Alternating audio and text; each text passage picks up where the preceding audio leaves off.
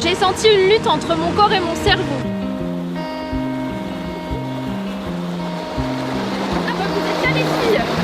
Super. Je vois que vous m'avez préparé un petit barbecue. J'avais envie de vous rencontrer les filles aujourd'hui parce que pour moi vous êtes vraiment deux figures de la montagne vosgienne. Je suis régulièrement vos actualités à l'une et à l'autre.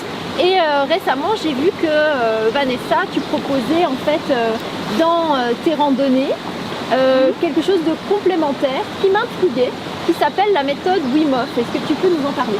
Oui, alors en fait la méthode Wim Hof, c'est une méthode qui se base sur 3 piliers, la concentration, la respiration et le froid. Alors au niveau du froid, ça peut être le froid de l'air et ça peut être le froid de l'eau aussi. Qu'est-ce qui va faire que moi et tous ceux qui sont frileux vont pouvoir réussir à faire ça? Alors en fait c'est ce qu'on appelle un peu le principe de l'hormèse. C'est venir créer le confort dans l'inconfort. Alors la chance qu'on a, c'est que de rentrer dans une eau froide comme ça, effectivement c'est froid, mais ça dure quelques minutes. Donc le fait que ça dure 2 à 3 minutes, on arrive en se concentrant à passer par au-dessus. Toi Sarah, tu es en équipe de France de trail féminine. J'imagine que dans ton sport, dans ta pratique, tu dois te surpasser, donc c'est beaucoup le mental qui prend le relais du physique. Oui, effectivement, ouais. Dans quelle mesure cette méthode Wim Hof peut t'apporter quelque chose dans ta pratique? Mais déjà, avant le côté mental, je parlerai des bénéfices physiques avant tout. C'est déjà une méthode qui est assez pratiquée dans le milieu sportif, notamment après les grosses courses. Dès qu'on peut tremper nos jambes dans l'eau froide, on n'hésite pas à y aller pour certains. Le fait qu'il y ait un choc thermique, ça permet de concentrer son sang sur les organes vitaux et ensuite d'épurer le corps de toutes les toxines accumulées. Et quand j'ai vu que Vanessa s'intéressait à cette méthode-là, j'étais vraiment intriguée pour voir comment est-ce qu'elle abordait. Et c'est pour ça que je lui ai demandé de m'emmener, elle m'a rassurée en me disant, en m'incitant à me projeter, notamment dans les courses au cours des moments difficiles, j'ai pu avancer tranquillement et de me poser. Et puis c'est que j'ai abordé cette méthode différemment. C'est limite addictif quoi. Donc tu dis c'est limite addictif. Moi j'ai du mal à me dire ça. Franchement, je me projette pas dans un torrent. Je me projette pas déjà dans un lac qui est à 15 degrés, c'est pas pour me projeter dans une rivière à 4 degrés. Donc l'addiction là, j'arrive pas à l'apercevoir.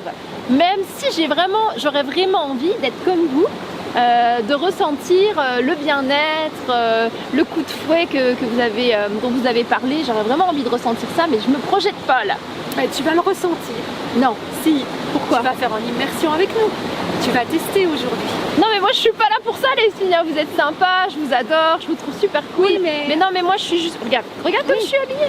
Ah attends, j'ai un appel. Ah c'est mes enfants, ils ont besoin de moi. Je vais être obligée de vous laisser. Oui ben j'arrive. Voilà. Non je suis là dans 5 minutes les enfants, bougez pas. Voilà. On se rejoint après pour le barbecue les filles. Hein? Non. Allez, bisous. On va faire un petit moment de méditation, un petit peu de sylvothérapie. La sylvothérapie, c'est ce qu'on appelle un petit peu un bain de forêt. Ça va nous permettre de se mettre déjà un petit peu en condition. On va être simplement dans la forêt, avec les sons de la forêt, de la nature, et on va faire un petit moment de méditation. Et dans ce moment de méditation, tu vas déjà visualiser et entraîner ton mental à te dire que tu vas rentrer dans l'eau froide.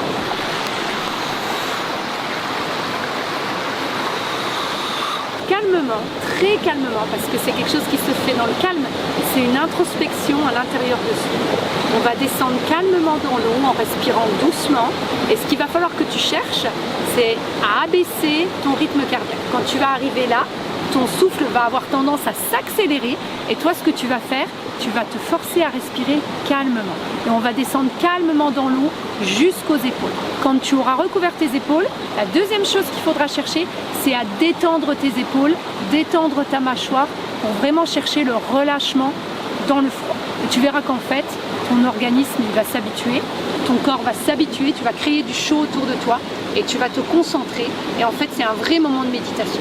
3 minutes dans l'eau froide équivalent à 1 heure à 1 heure et demie de méditation, tellement on se concentre. Est-ce que, Vanessa, c'est une activité qui peut être déconseillée à certaines personnes? Oui, alors en fait, il ne faut pas être cardiaque, il ne faut pas avoir de problème cardiaque, il ne faut pas être épileptique, et il ne faut pas être enceinte. D'accord. Voilà, c'est les 3 choses qui sont impératives. Donc en général, moi, quand mes clients viennent, je demande un certificat médical pour m'assurer, parce que là, c'est côté professionnel. Mais voilà, sinon, tout le monde peut le faire.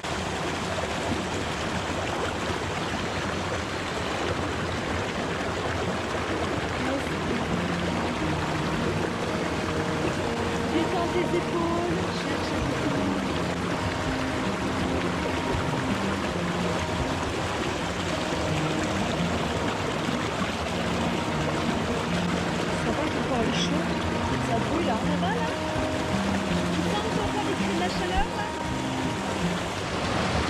Je peux pas dire que c'était insurmontable, c'est compliqué parce que j'ai senti une lutte entre mon corps et mon cerveau. C'est-à-dire mon cerveau avait envie d'y aller, mais mon corps il m'envoyait plein de signaux d'un air de dire qu'est-ce que tu fous quoi. Et donc j'ai halté et ça j'arrivais pas à le maîtriser. Et une fois que j'étais dans l'eau, j'ai intégré le fait que bon bah voilà j'y étais. Et après j'ai senti beaucoup d'énergie dans tout le corps. J'ai donné la main à Sarah parce que je n'avais même pas demandé son avis parce que je le sentais comme ça. Et je sentais qu'entre nos mains il y avait une énergie incroyable qui se dégageait.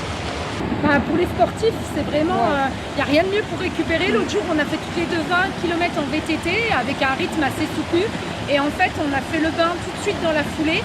Et on a l'impression tout de suite, en 1 minute, que toute la fatigue est partie. Toute la fatigue de la séance de sport est partie en instantané. Oui, les muscles frais et on n'a plus de fatigue, cette sensation de cul. Moi, je vois au niveau entraînement, quand je me baigne à l'eau froide, le lendemain, quand je vais m'entraîner, j'ai plus tous les douleurs de la veille. Comment s'est passée cette première expérience un peu pimentée parce que j'ai senti plein d'émotions. Je pensais jamais que je serais capable une fois dans ma vie de faire ça. Tous ceux qui me connaissent ils savent que je suis hyper frileuse. D'ailleurs regardez, je suis au coin du feu et il fait bon de se réchauffer quand même après ça. Mais franchement génial, génial. Merci beaucoup les filles. Et sur quel réseau social on peut te suivre? Alors ma page Facebook c'est Rando La Vanesse, donc dessus il y a tous les événements, notamment les immunités par le froid. Et toi Sarah? Ben moi c'est pareil, Facebook, hein, on est la même époque, la même génération on va dire. Donc Facebook, après ma page publique, donc Sarah Vieuil. Également j'ai une page athlète où je mets essentiellement mes résultats sportifs et puis également des petits trips dans les Vosges ou ailleurs. Bah écoutez, je crois qu'on n'a pas fini de se voir. En tout cas, si ça vous a plu, eh ben, n'hésitez pas à partager. On sera ravis de pouvoir donner envie à d'autres gens de faire cette expérience-là. En tout cas, Vanessa est prête à vous accueillir. À bientôt dans notre prochain épisode de notre nouvelle émission qui s'appelle Rendez-vous En terre Vosgienne.